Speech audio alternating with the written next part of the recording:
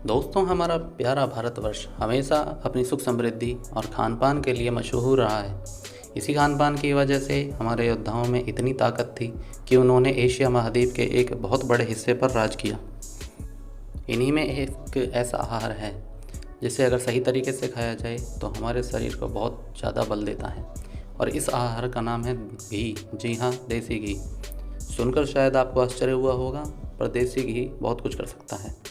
यह एक विशेष प्रकार का मक्खन है जो भारतीय उपमहाद्वीप में प्राचीन काल से भोजन के रूप में प्रयुक्त होता रहा है।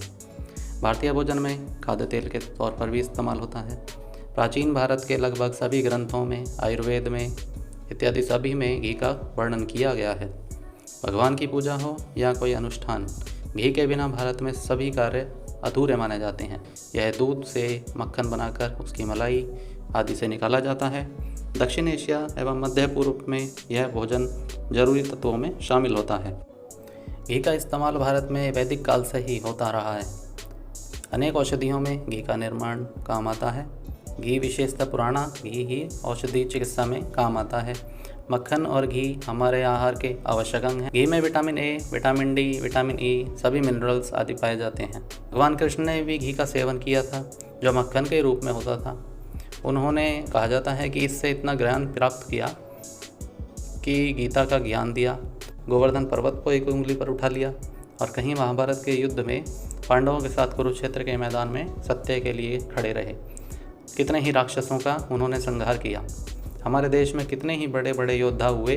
क्या कोई वो विटामिन या सप्लीमेंट्स लेते थे या जिम जाते थे? जी नहीं, वो ऐसा कुछ नहीं करते थे। वो देसी खान पान ही खाते थे, और डाइट में घी शामिल ज़रूर रहता था उनके, जिसकी वजह से वह इतने ताकतवर होते थे कि आप उनके किस्से कहानियाँ अक्सर सुनते ही हैं।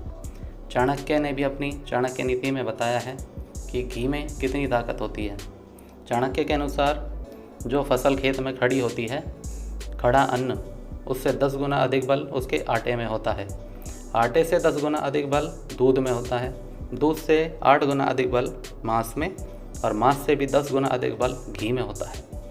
तो आप समझ सकते हैं कि आचार्य चाणक्य जैसे विद्वान, जिन्होंने चंद्रगुप्त को अखंड भारत का सम्राट बनाया था, उनके जैसा विद्वान जब घी की इतनी प्रशंसा कर रहा है तो घी में कितना बल होगा। दोस्तों, यह हम आपको बता दें कि अगर आपका पाचन तंत्र बिल्कुल कमज़ोर है तो आप उसे पहले थोड़ा सा दुरुस्त करें, क्योंकि कुछ लोगों का पाचन इतना कमज़ोर होता है कि उनको 1 चम्मच घी भी हज़म नहीं हो पाता। तो वह अपना पाचन सुधारने के लिए सुबह सुबह थोड़ा सा फल से शुरुआत कर सकते हैं। फल हमारे सिस्टम में सबसे आसानी से पचता है।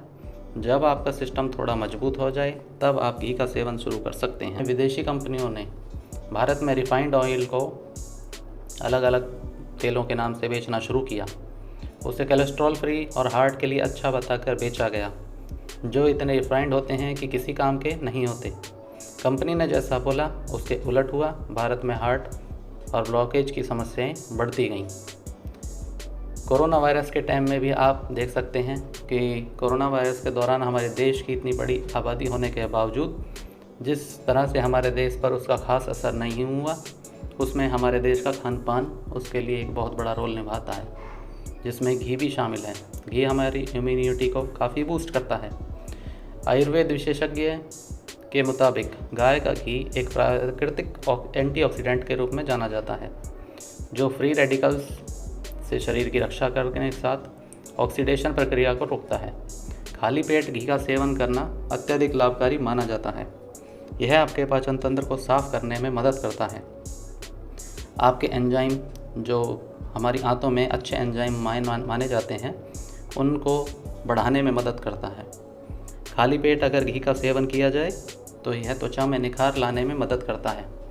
यह नियमित रूप से खाया जाए तो सुबह आपको मल त्याग करने में आसानी रहती है, क्योंकि यह हमारी आंतों पे एक ऐसी परत चढ़ा देता है जिससे मल त्याग आसानी से होता है और कोई भी अपशिष्ट पदार्थ उस पर चिपक नहीं पाता। घी हड्डियों को शक्ति प्रदान करता है। पुराने समय में जब भी हमारे बड़े बूढ़े कुछ बनाते थे, उसमें घी का प्रयोग ज़रूर करते थे, चाहे वो लड्डू बनाते हों चाहे कुछ भी। लाभ आपको तभी मिल सकते हैं बशर्ते घी शुद्ध हो। बाज़ार में बहुत तरह का मिलावटी घी मिल रहा है, वह हमारे किसी काम का नहीं है दोस्तों। यह हमारे शरीर को सिर्फ नुकसान पहुंचाता है। अगर घी शुद्ध होगा तो काम करेगा। इसके लिए आप गांव में, देहात में कहीं जाकर, अगर आपके कोई मित्र या जानकार रहते हैं या आपका कोई पारिवारिक जन वहाँ रहता है, तो आप उनसे शुद्ध घी के लिए बोल सकते हैं। दोस्तों, हमारे बड़े बुज़ुर्ग घी का सेवन ज़रूर करते थे, इसलिए आप भी आज उनके जीवन को देख सकते हैं। वो आज भी इतना स्पष्ट और स्फूर्तिदायक जीवन जीते हैं जो जोश लड़कों में नहीं है आजकल। अगर वो आपका हाथ अगर ज़ोर से पकड़ लें तो आप अपना हाथ उनसे छुड़ा भी नहीं सकते। विदेशी कंपनियों ने अपने उत्पाद भारत में बेचने के लिए घी को काफ़ी बदनाम किया।